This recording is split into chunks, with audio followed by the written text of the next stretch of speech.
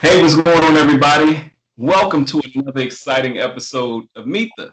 I'm your host, Troy Rawlings, and today we have the lovely, vivacious, beautiful. I don't know how old she is because I swear she been around forever, but she still look like she a baby, a beautiful baby. Oh, sorry. Actress, vocalist, um, voiceover artist, writer, entrepreneur, model, and water walker. You gotta tell us about that. The one and only Miss Brely Evans. How are you, girl?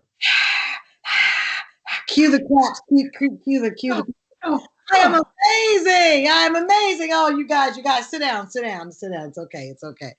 Yeah, I am fantastic. Happy to be here with you. And, I'm so glad that you said something about my age because my girlfriends were teasing and like, chick, you don't have any gray hair. And I said, just for y'all this week. I see the little We're going to do that for gray hair neatly combed in place. Yes, I am what you call age fluid, honey. There's a new title in town that's called age fluid, and that would be me. Yes, I rock anywhere from between 25 to 45. What you need? What you need to do? You can be the high school hottie. You can still be the high school hottie. Well, then let me take it down to 18. Come on. But she legal, guys. She legal. Really? So what's been going? All right. I kind of Tarantino the interview a little bit, so I'll be a little bit of all over the place, but I'm gonna go all the way back to the beginning. Where are you originally from, B? I am from Oakland, California. Born and raised. I started off at Catholic school, believe it or not. Then I went to high school at a performing arts high school, Skyline High. And after that, my dad made me go to his alma mater for college, which is Cal State Hayward. And just in about my second year, I was like, LA was calling, but I had something else in mind. So I actually left school and went to Cal State LA to finish. But I was seeking the music. It wasn't really about school. Yeah. So your first love, would you say your first love was music versus acting? I would say my first love is music. That is what, if the first thing I knew I wanted to do was be a singer. I grew up in church, so being a part of the church choir and just, what do you want to be when you grow up? A singer. That was my answer. And so I knew it was entertainment, but it's funny how it's coming full circle right now. So, okay, you're in Oakland. I didn't know you were from Oakland. I don't know why I always thought you were from back east. Bay Area. I'm from the Bay, yeah. The Bay.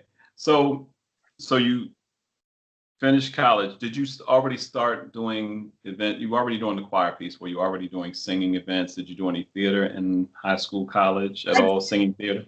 Yeah, but in high school, I did theater classes and acting classes. And I was also, since the age of about 9, I had been in girl groups. So on Saturday mornings, when you would drive down the street and see little girls practicing steps out front, that was me and my friends, So what was the song? Wait. What was the song that y'all had to get down pat? That we were singing? Oh my gosh, we were singing everything. Singing on a regular basis. The one where you got to do your first solo and shake your booty, whatever it was. Shake what you thought you had or what you had. Called we did so many songs, but one that we loved. I have a very deep voice, and so I used to feel ashamed that I couldn't sing soprano like the other girls. And my mom introduced me to a lot of singers who had this contralto voice, and so this Anita Baker Angel was one song, was like, that was my stunner song that I could really sing. So but a lot of Anita Baker songs I remember practicing to as a little girl, trying to come up in this music. So yeah, so I had done a lot of shows and things. I mean, I sang for bar mitzvahs and funerals and weddings, and I was just they love it. It was like, oh, the cute one, come over here. And then you I was making money singing a long time ago. So yeah, I had little taffeta dresses my grandmother would make my cousin and I these little pink taffeta dresses. And we would go sing for events and we were getting paid. We had our little business cards called Studio 2. It was not a game. We had rehearsal. It was not dance class. It was on. Yeah. So, Doing it. so when did the acting bug roll up on you and was like, ow? Well, what had happened was hey, somebody just bought my book. Thank you, Lord. Every time you hear that ding, that means someone has just purchased from BrelyEvans.com. Don't be left out. Go now. BrelyEvans.com. Well, I gotta have the thing come across the bottom. Exactly. Ding. I love it. I'll leave it on for that purpose. But anyway, the acting bug. So I was singing around in LA. I graduated college, and my neighbor, a Hispanic guy, was on a McDonald's commercial, and I saw him out, parking his car one day. I waited for him to get out. I said, I saw you on the McDonald's commercial. Oh my God, it was amazing. He was like, yeah, whatever. And you have your own show.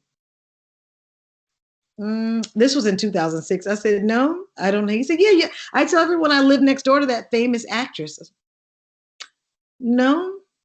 He said, you've never been on TV? No. He said, you know what? I'm about to go to my agent's office. You should ride with me because I totally thought you were an actor. Like, you give me actor vibes. And I was like, what? Took me, literally, I got in the car. He was really a stranger. And went to his agent's office. And this story could have ended a whole nother way. He was like, come on with me. Look, girls. Don't do this. This was in 2006. Maybe things were different then. This ain't the same era.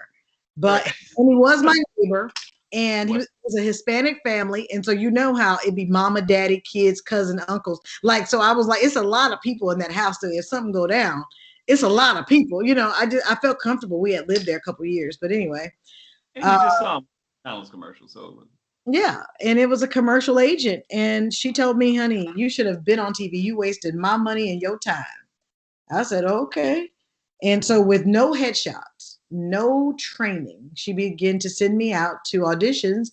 And on my 10th audition, I booked that infamous Twix commercial.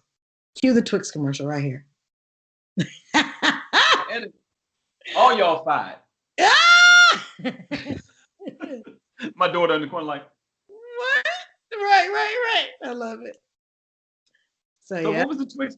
All right, give me the line. Did you have a line in a commercial? I had more. I was the Twix commercial. If you type in YouTube Twix booty on everything I love, that's what. Yes. Twix booty. You will see the commercial. My famous line in that is Pookie Pie. Does my butt look big in these?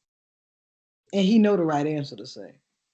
So yeah, that thing went internationally, and I got a check for $40,000, and I said, wait a minute. Commercial when the dude start stuffing the Twix in his mouth? Yes, that's the commercial. That was my very first time on television. What? Yes, very first time. I gotta go back. Now I don't feel bad because I usually, really is fun to look at. But yeah. I usually go through. Now I gotta go back and look. I'm like, I know a girl that's in a Twix commercial.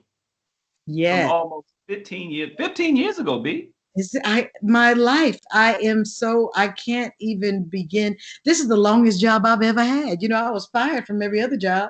Like when people, when you have a regular 9 to 5, but you don't belong there, why do we stay? I could have been on this track, but I just thought, you're supposed to have a job. You're supposed to, make a check somewhere every week. And I know that there's someone out there listening, watching this interview, and they're probably like, yeah, that's me. I'm always fired, or it never works out.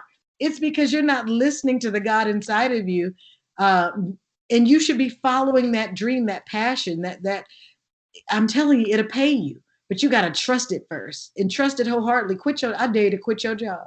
My mother says, stop telling people to quit their job. I said, I have to tell her, mommy, because on the other side of that thing, they'll be amazed what God has for them.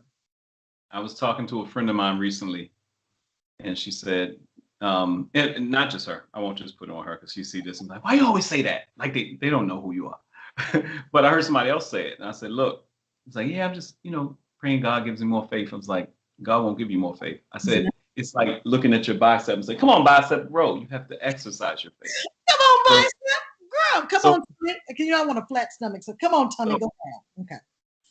you better leave yourself alone. Hey, So that's gonna be that's gonna be in the extra cuts. Leave yourself. You're fine. alone. Leave it alone. There's some brothers right now like, Right. we don't need no more flat stomachs unless it's naturally flat. Well, if it's tea, go get your tea on. I don't mind. Yeah. But you said a mouthful. Your book. Mention your book, the ABCs. Yeah. So I never set out to be, just like I never set out to be an actress because I always wanted to do music. I never set out to be an author. I was doing these IMs personally, and I literally heard God say, "Go live on Instagram." And I was like, "This is between you and me." And he was like, "Go live." I went live, and people were like, "We love these. We want to read them." And I was like, "No, I'm just saying, I am beautiful. I am amazing. I am abundant. I am courageous. I am determined. And I would go through the alphabet. And they were like, where do we read it?" I said, "No, you don't read it. You just repeat after me." They just wouldn't get it. And they were like, so one day, and I wish I could remember her name, but a fan emailed me all the I ams I had said on my lives and said, here's your book. Like, I just typed up everything I was like, God, It chills. come on, Jesus. Like, really? So she did that. So I created an ebook of it. Okay. Here go an ebook, y'all. People were like, "Thanks for the ebook." And they bought it at $9.99. But they were like, "Thanks for the ebook. We want to hold it." I had an interview on a radio. Don't you love hearing that right now, that people still like to hold books? They still like to hold books. And we talked about the ebook. And after that interview, AJ Joyner reached out to me and said, "Hi, I'm a publisher, and I'd like to take your ebook and make it into a hardback." And I said, "Okay." I don't even know what that means. How much does it cost? He's like, "Don't worry about it. Let's go." And so the ABCs of IAMs was born. I have a hardback and a paperback. It has 5 words to each letter in the alphabet because I was like, "God, it's only 26 letters in the alphabet. That's not a book." But he kept downloading words. He kept downloading how-tos. The ABCs of IAMs is because it's for every age level. He said, "You're connecting the babies to the adults, to the PhDs, the JDs, and the REVs. It don't matter. They can everyone started language with an ABC. So you're going to teach them how to speak life, speak prosperity, speak love, speak success into their lives by simply saying, I am blank. Fill in the blank. Whatever you need. I am money. I need money. I am love. I am a hug. I am, whatever you need, speak the I am, because the I am is like the greatest sentence you'll ever say in your life. And it's been shaping our lives every day. And we say it so frivolously. I'm sick. I don't feel good. You say these I'ms and I ams without even thinking, not realizing that the universe only hears what you say. And it doesn't know slang. It ain't set up that way. So when people tell you you're killing it, I'm like, no. Because see, that's what the enemy does. Kills, steals, and destroys. I actually give life.